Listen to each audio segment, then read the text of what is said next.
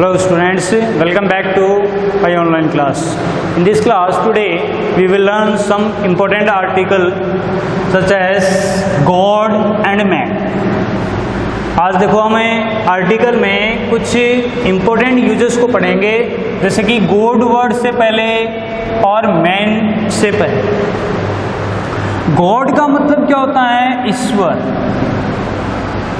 और यहाँ पर मैं इस तरह से कहता हूँ गॉड, तो इसका यूज हो जाता है जैसे कोई भी देवता कहते हैं या कोई अवतार लिया हुआ होता है उसके लिए करेंगे। देवी है, देवी के लिए जैसे कि गॉडेस, उसके लिए देवी। उसी तरह से मैन का अर्थ क्या है? मानव भी होता है, मानव, मैन कैपिटल इस तरह से। और मैं ऐसा कहूँ मैन, तो ये व्यक्ति हो गया यहाँ पर, और इसके लिए ए का यूज होता है। बहुत ही इंपॉर्टेंट है और ध्यान से समझना है इनमें अंतर क्या है। कभी भी किसी भी सेंटेंस में GOD, गॉड से पहले द आर्टिकल है वो गलत होता है, ठीक है। और जैसा कि अपन कहते हैं निश्चित किसे, द आर्टिकल डेफिनेट की स्थिति में किया जाता है, डेफिनेट निश्चित के लिए किया जाता है। और आप कहोगे गॉड भी तो निश्चित ही है, निश्चित है, लेकिन निश्चित जब किए जाने की जरूरत होती है तब द आर्टिकल का यूज होता है। गॉड को तो निश्चित किए जाने की जरूरत ही नहीं है, सारा संसार गॉड को जानता है। गॉड का मतलब भगवान ईश्वर, जिसने इस सृष्टि को बनाया है, इसको निश्चित किए जाने की जरूरत ही नहीं है। और जब जरूरत ही नहीं है तब द का यूज नहीं किया जाता है। एग्जाम्पल के तो और इनसे पहले द का यूज होता है, जैसे कि मैं कहूँ गॉड, तो ए गॉड, या ये तो अनिश्चित हो गया, इंडेफिनेट, ये इंडेफिनेट हो गया। और यहाँ पर द गॉड कहता हूँ तो ये डेफिनेट हो गया, ठीक है। इनको एग्जाम्पल में देखो आप। और उसी तरह से देखो मैन की बात करते हैं बने, मैन में भी जैसे कि मैन मानव, यहाँ पर द आर्टिकल है, ये गलत है यदि एम कैपिटल होता है तो, क्योंकि इसका अर्थ होता है मानव। मानव पहले से ही है, मनुष्य, सब जानते हैं मनुष्य कौन है, इसको निश्चित किए जाने की जरूरत नहीं पड़ती है। लेकिन मैं कहता हूँ मैन, तो इनसे पहले द आर्टिकल ठीक है और निश्चित की स्थिति में, और मैन है, ए आर्टिकल है, ये भी ठीक है, ये निश्चित की स्थिति में होगा। इनको अपन एग्जाम्पल में समझेंगे। सबसे पहले आप देखो, अपन गॉड की बात करते हैं, जैसे God will help you surely, अवश्य ही ईश्वर आपकी मदद करेंगे, तो यहाँ पर आर्टिकल का यूज नहीं होगा। इस तरह से ये सेंटेंस है। मैं यहाँ पर कहूँ द गॉड, लेकिन ये इस तरह से भी सही नहीं है। द का मतलब निश्चित के तौर पर तो है, लेकिन हमें मालूम होना चाहिए निश्चित कौन सा, इसीलिए आगे लिखने की जरूरत पड़ती है। द गॉड, आगे कोई भी देवता है उसका नाम हमें लिखना पड़ता है, जो एक ईश्वर की श्रेणी में नहीं आता हो। इस तरह से किसी भी क्या है देवता का नाम लिखना पड़ता है, जैसे कि द गॉड रामदेव जी लिख दिया, ठीक। इस तरह से लिख सकते हैं अपने। गॉड का मतलब देवता की श्रेणी में आता, तो अब नाम आ गया, नाम आते कि ये निश्चित हो गया, निश्चित के अर्थ में ये सही है।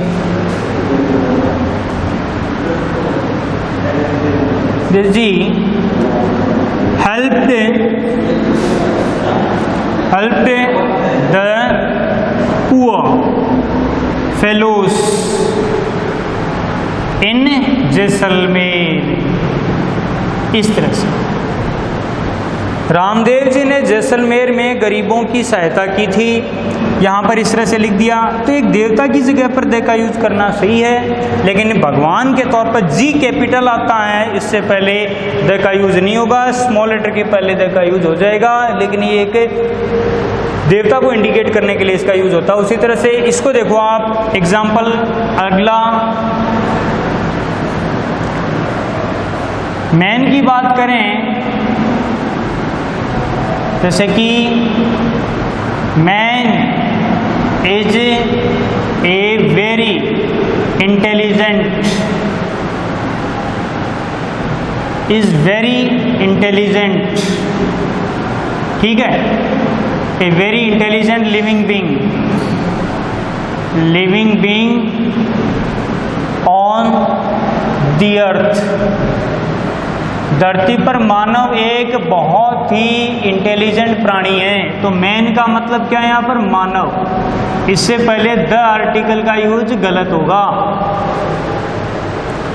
इसके बाद में देखो, आई सा मैन यस्टरडे,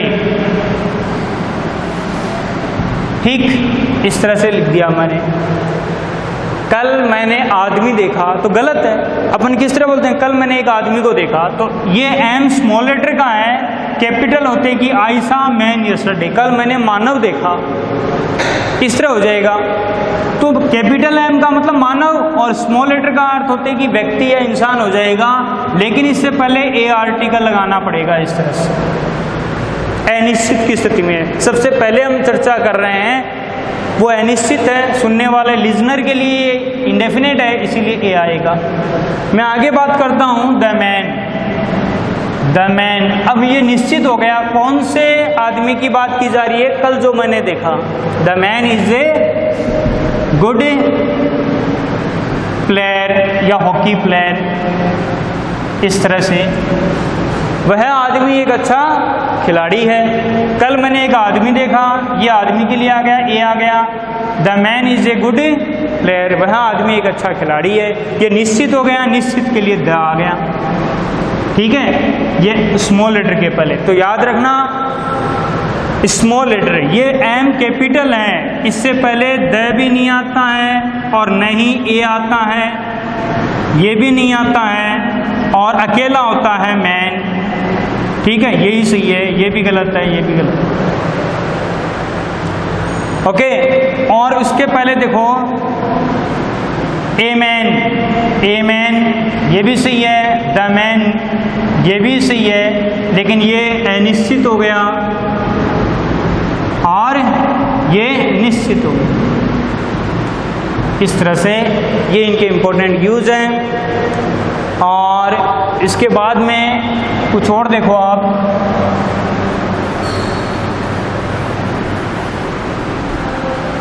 इनके अलावा इंपॉर्टेंट यूजेस और देखो, जैसे कि the is used before, the is used before the names of animals that indicate the whole race, समूची जाति को शो करने वाले जानवरों के नामों के पहले भी इसका यूज होता है। एग्जाम्पल देख सकते हो आप।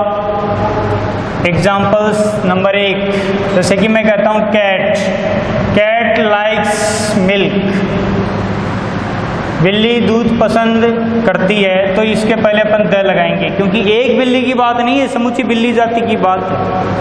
दूसरा देखो the elephant, the elephant has a long trunk, a long trunk. उसी तरह से देखो हाथी के एक बड़ी सूंड होती है, सारे हाथियों की होती है, इसीलिए द का यूज है। उसी तरह से आप देख सकते हो dog, dog is a faithful animal, dog is a faithful animal. कुत्ता एक विश्वसनीय जानवर होता है, द का यूज है यहाँ पर। समूचा कुत्ता जाती है, इसीलिए द का यूज सही है यहाँ पर। उसी तरह से आप देखो ये जाति को बताने के लिए, समूची जानवरों की जाति को बताने के लिए यहाँ पर इनका यूज होगा, लेकिन ऐसा नहीं कि हर जगह इनका यूज होगा, ऐसा नहीं है। इनके एग्जाम्पल और देखो आप, जैसे I have seen a cat in my house, मैंने मेरे घर में एक बिल्ली देखी है। तो यहाँ पर बिल्ली सारी बिल्लियों के लिए नहीं है, एक बिल्ली जो घर में देखी गई है, इसीलिए यहाँ पर द आर्टिकल का यूज नहीं होगा, ए आर्टिकल का यूज होगा। ठीक, तो इस बात को समझना है। ये यहाँ पर इंडेफिनेट है, इंडेफिनेट, और ये यहाँ पर डेफिनेट हो गया। द आर्टिकल डेफिनेट के लिए होता है। डेफिनेट क्यों हो गया? समुची कुत्ता जो जाति है उसको बताने के लिए इसका यूज हुआ है। तो ये अंतर है इसमें, इंपॉर्टेंट यूज है इसका। और इसके बाद में कुछ यूजेस और देखो आप। इसके बाद में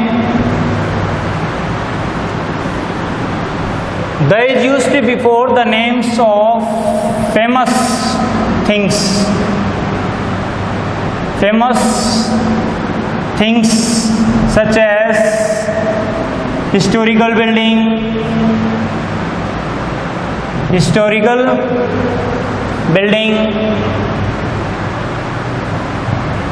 historical building से पहले name of trains, names of trains, trains, planes, plane से पहले ओशंस, सीज और गल्फ्स, आइलैंड्स,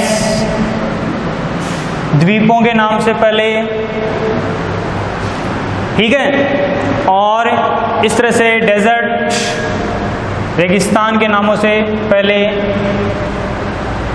डेजर्ट्स एट्सेट्रा। और देख सकते हो famous books, famous books, the four directions,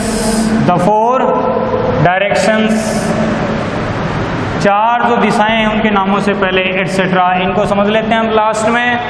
और इसको देखो सबसे पहले हिस्टोरिकल बिल्डिंग के लिए एग्जाम्पल देखो। Historical building, the red fort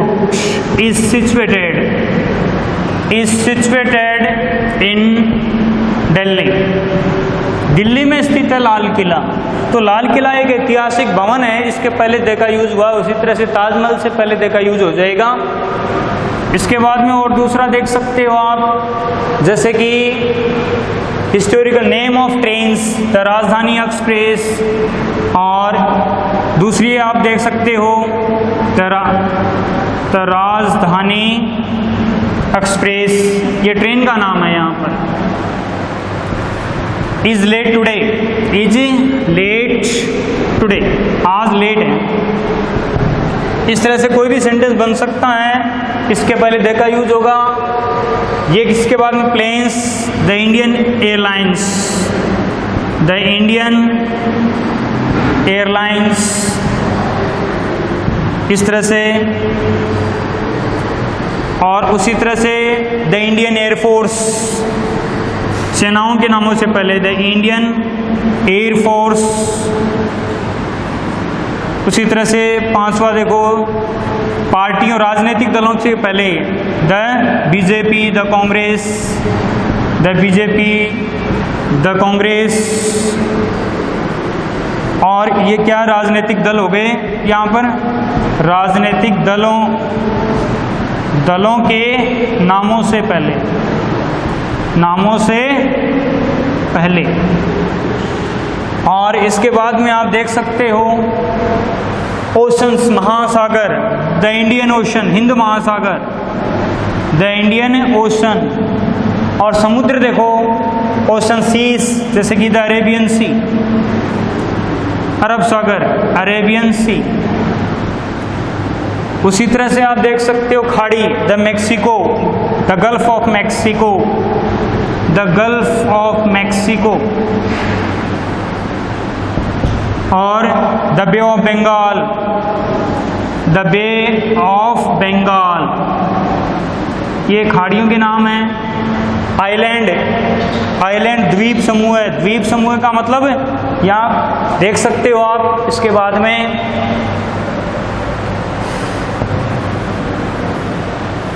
द्वीप समूह है। एग्जाम्पल नंबर 8 में देखो आप, 8वां कौन सा है? आइलैंड। आइलैंड के बाद में आइलैंड का, आइलैंड द्वीप, द्वीप के लिए आप देख सकते हो the Andaman, Andaman and Nicobar, Nicobar islands,